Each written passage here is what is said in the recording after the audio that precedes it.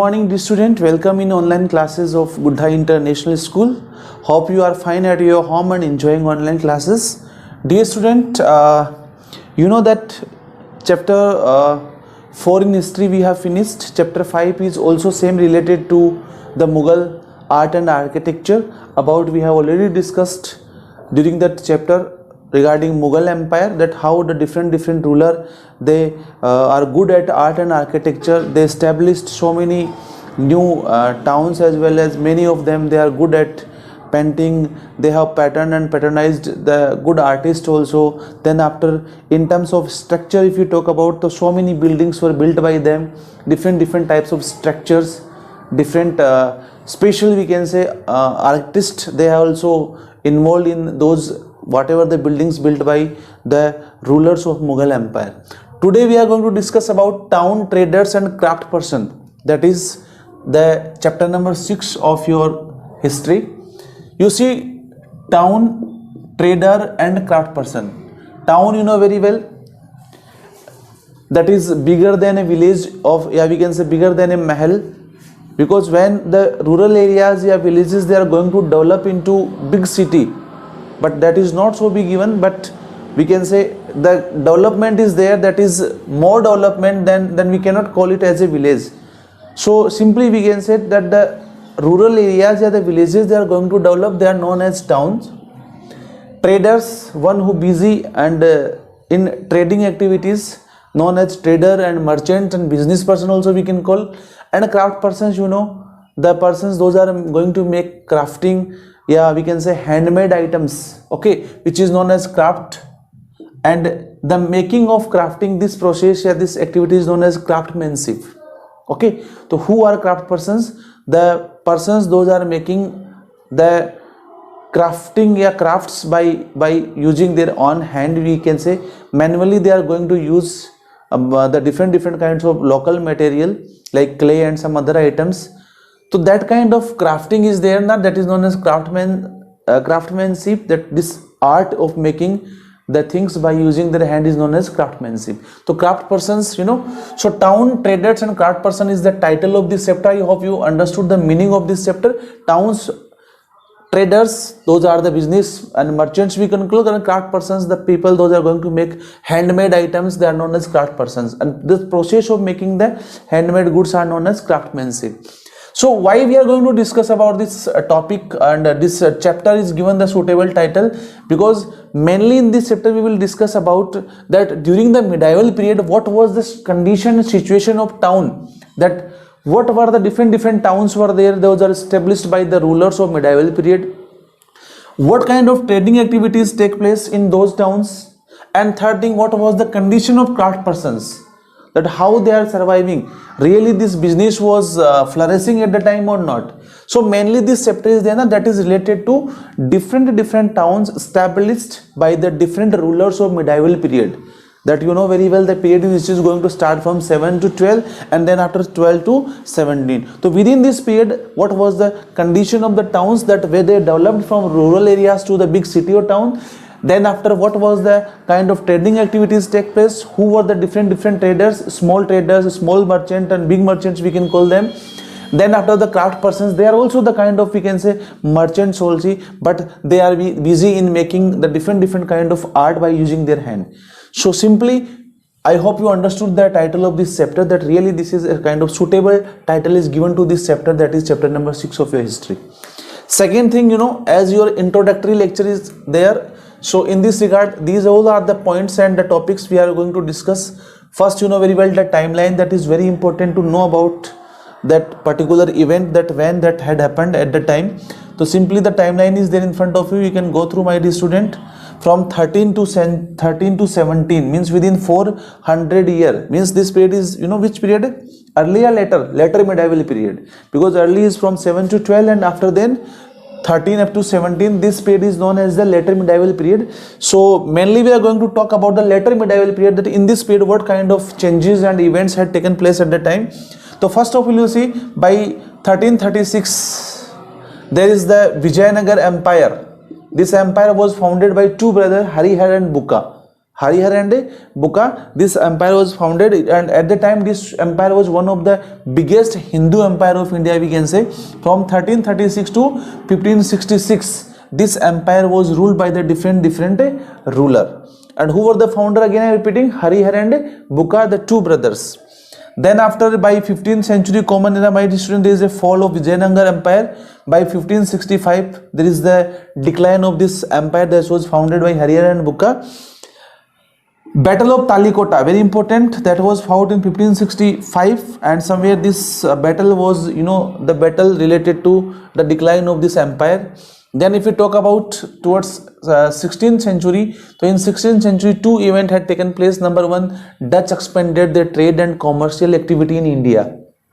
Portuguese also, they secured the permission from the Sultan to build their church by 1645. In last lecture you have seen, especially regarding the Mughals, that how the Mughal Emperor Jahangir has given the permission to do the trading activity, to establish their trading system here in India also.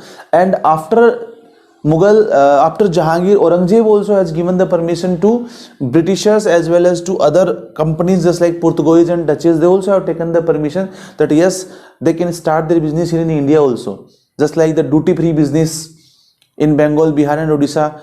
Okay, they can start their duty-free business in Bengal, Bihar and Odisha. This permission was given by Aurangzeb. And the Jahangir has given the permission to British East India Company. He has given the kind of royal farman that yes, they can start their business. So my dear student, after taking the permission from the Mughals, now you see in this chapter, you will see that how the different companies, just like Dutches, Portuguese, then after British East India Company, then after French East India Company, Danish people, they start coming here in India. Why? For the purpose of establishing their factory, their trading and commercial companies, and they want to start their business here. So in the same manner, the Dutch also start expanding the trade and commercial activity in India. Portuguese also secured the permission that they want to build a church here. Then after, the Portuguese build as a fort, a factory here, factory complex by 1670, because already they have taken the permission. And then after, British East India Company also shifted its headquarters from Bombay to in other parts of the country, just like Chennai, at the time known as Madras, then after Delhi. Okay, so we can say Kolkata, Mumbai, Chennai, these all were the different headquarters, time to time changed by the British East India Company as per their we can say each, because they want to give their supply of the different items in the different parts of the country. So this is the kind of timeline about which we are going to discuss well in detail in our upcoming lecture, that how after gaining the permission from the Mughals, that almost all the private companies from the different countries, they start coming in India and they start expanding their business, start establishing their fort, establishing their factory, started their production, and finally this is going to we can say a great loss to the India also, about which we will discuss in our upcoming lecture.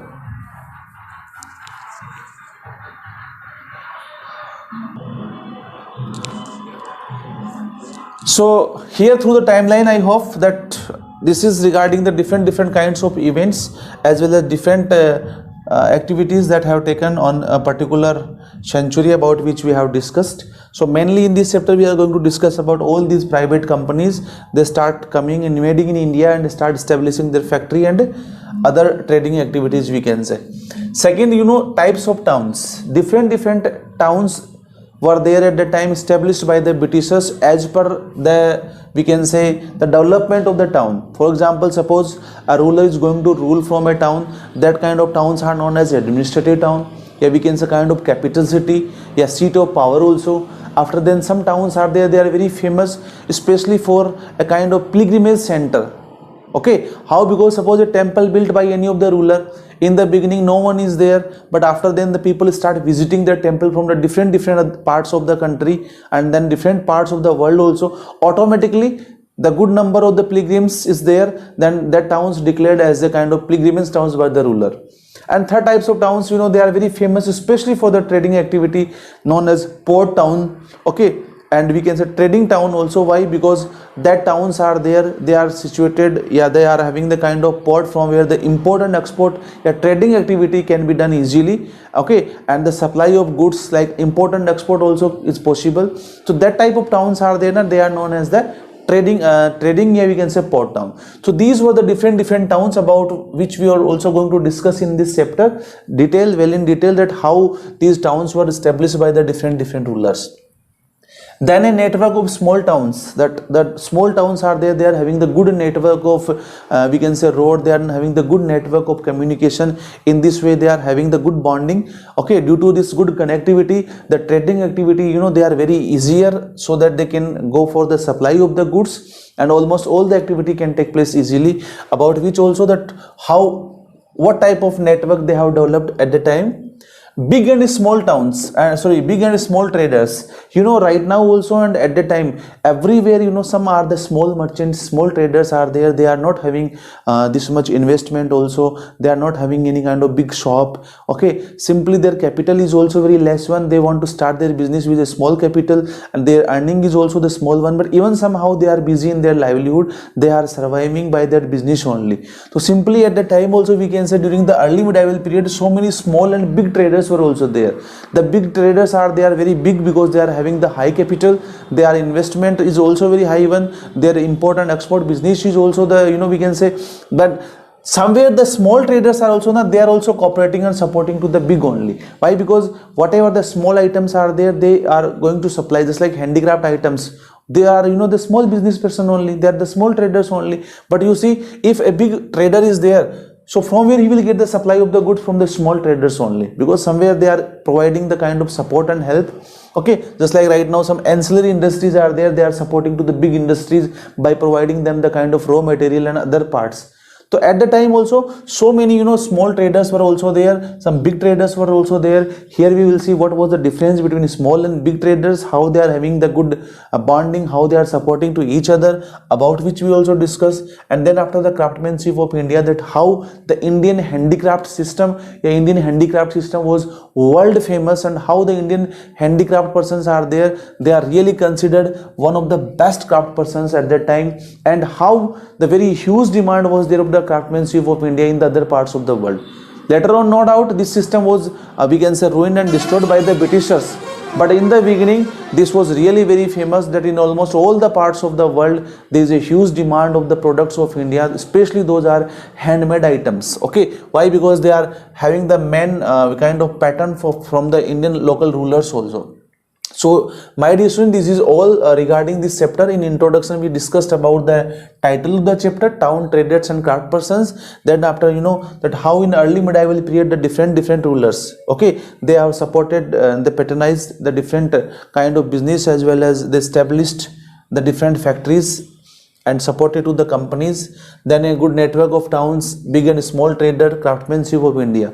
In later medieval period, the Delhi Sultans as well as the Mughals were there, so they developed the good connectivity of road and good communication system. That's why they want to promote their business also, because they know very well that due to this good connectivity we should promote the business, we should promote the trading activity also, so that there will be a good revenue and good income will be there to their empire. So finally in this way they start supporting, they start inviting to the other merchants, to the other companies also, that yes, they can come in India, they can do their business here, they can pay the good revenue to the Mughals as well to the Sultans. Finally it was a great loss, we know, because they start expanding their business here only, but in the beginning they are not going to think so, because they are thinking about their own kingdom and empire, that yes, if we will going to motivate and increase the trading activity, definitely there will be the good income to the royal treasury.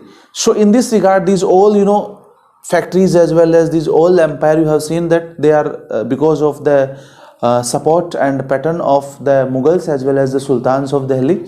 Later on some other rulers are also there, they also given the permission and they also supported to the Indian handicrafts persons as well as to the local ruler traders of India also. Why? Because they know very well that this is the only way by which we can boost the economy of our empire. So this is all regarding this introductory lecture, that is regarding chapter 6 of history. I hope you understood. Even any doubt and queries there, you can ask. Second thing, my dear student, go through this chapter twice, Okay, whatever the special topic and the special kind of sentences are there, you underline and try to again by your own. Even if any query, any doubt is there, you can ask to me. Thank you. Have a nice day.